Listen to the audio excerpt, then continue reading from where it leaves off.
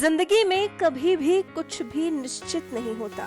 जिंदगी में कभी भी कुछ भी हो सकता है और ये बात कई बार साबित भी हो चुकी है। अब भारत का ही उदाहरण ले लीजिए। क्या किसी ने कभी सोचा था कि कोई एक चाय वाला कभी किसी देश का प्रधानमंत्री बन सकता है, बहुमत से सत्ता को हासिल कर सकता है? लेकिन प्रधानमंत्री मोदी ने ऐसा कर दिखाया। अब दूसरा उदाहरण रशिया का है। रशिया के उस चुनाव को ले लीजिए जिसकी चर्चा इन दिनों बहुत ज्यादा है। क्यों?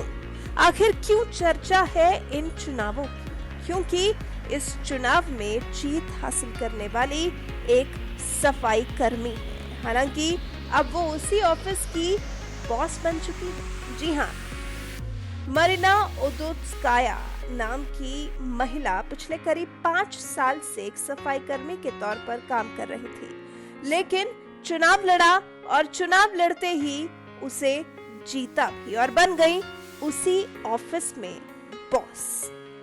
रिपोर्ट्स के मुताबिक रूस में स्थानीय चुनाव में हुए उलटफेर की वजह से ये मुमकिन हो सका। इन चुनाव में रूस के राष्ट्रपति व्लादिमीर पुतिन की पार्टी के कैंडिडेट निकोलाई के खिलाफ कोई भी उम्मीदवार नहीं खड़ा हुआ था, तो निकोलाई ने चुनाव पारदर्शिता दिखाने के लिए अपने दफ्तर में सफाई करने वाली 35 साल की महिला मरीना को अपने खिलाफ चुनाव मैदान में उतार लिया, बिना इस बात का अंदाजा लगाए कि मरीना चुनाव जीत भी तो सकती है।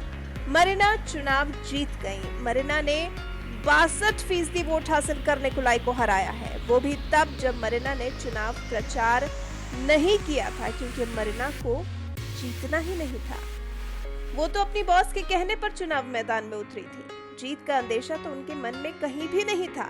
जीत के साथ ही मरीना 155 किलोमीटर क्षेत्र में फैले पोवालिका जिले की जिम्मेदारी संभालेंगी और उस दफ्तर की भी बॉस हो गई हैं, जहां वो सफाई कर्मी के तौर पर काम करती थी।